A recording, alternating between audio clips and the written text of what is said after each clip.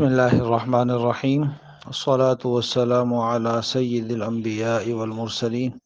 وعلی آلہ واصحابہ ومن تبعہم اجمعین۔ الحمدللہ، یہ جو سلسلہ شروع ہوا سنت نبوی صلی اللہ علیہ وسلم، قدم بقدم سنت کے مطابق زندگی گزارنا آسان ہو جائے، تو اس سلسلے میں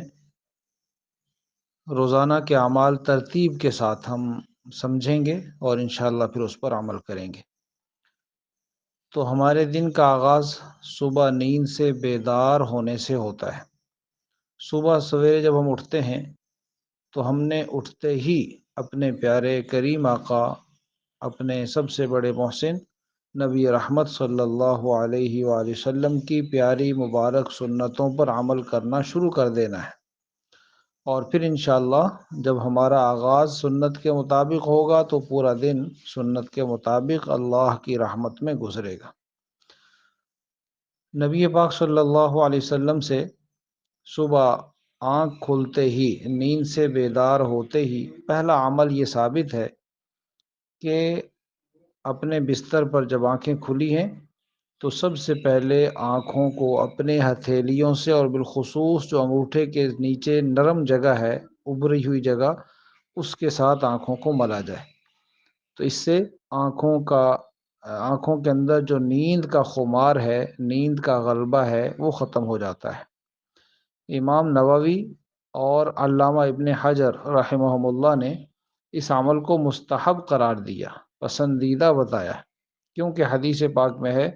کہ نبی رحمت صلی اللہ علیہ وآلہ وسلم جب نیند سے بیدار ہو کر بیٹھے تو اپنے ہاتھ سے اپنے چہرے سے نیند کو دور کیا، نیند کا اثر ختم کیا۔ تو پہلی سنت یہ ہوئی کہ اٹھتے ہی آنکھوں کو ملنا ہے تاکہ نیند کا غلبہ ختم ہو جائے اور نماز کے لیے اٹھنا آسان ہو جائے۔ اب یہاں یہ سمجھ لیجئے کہ اس بظاہر چھوٹا سا کام ہے، لیکن اس کے فوائد کیا ہوئے، یہ کرنے سے ہمیں کیا فائدہ ہوگا۔ تو پہلا فائدہ یہ ہے کہ اس سے نیند کا جو غلبہ ہے وہ ختم ہو جائے گا، اٹھنا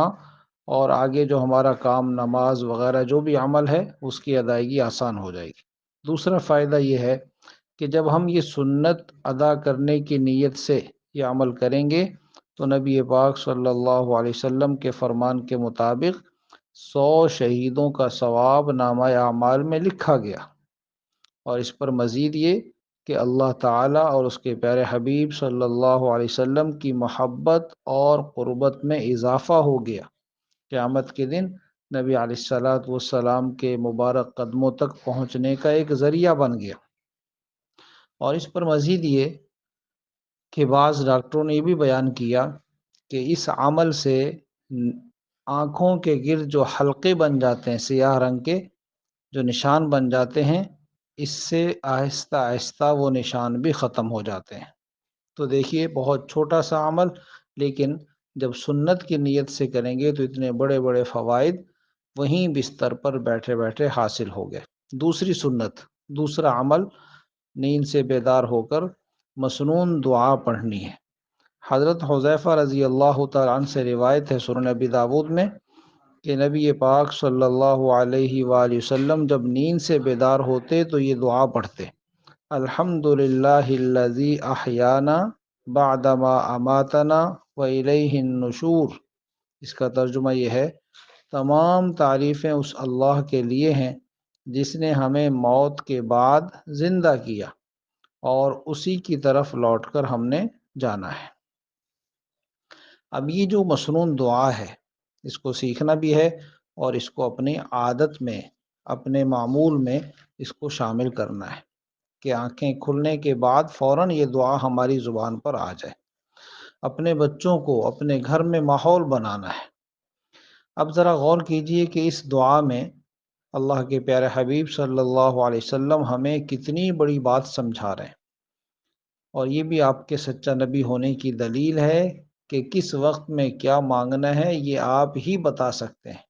لہٰذا آپ نے یہ دعا سکھائی۔ تو اس دعا میں پہلا سبق تو یہ امت کو دیا ہے کہ دوبارہ جو ہماری آنکھیں کھلی، ہم بیدار ہوئے ہیں، نیند سے جاگے ہیں، یہ ایک گویا نئی زندگی ہمیں اللہ تعالیٰ نے عطا فرمائی ہے۔ موت کے بعد دوبارہ ہم زندہ ہوئے ہیں، اس پر اللہ کا شکر ادا کرنا، الحمدللہ، شکر کے کلمات بولنے ہیں کہ نیند جو موت ہی کی ایک قسم ہے،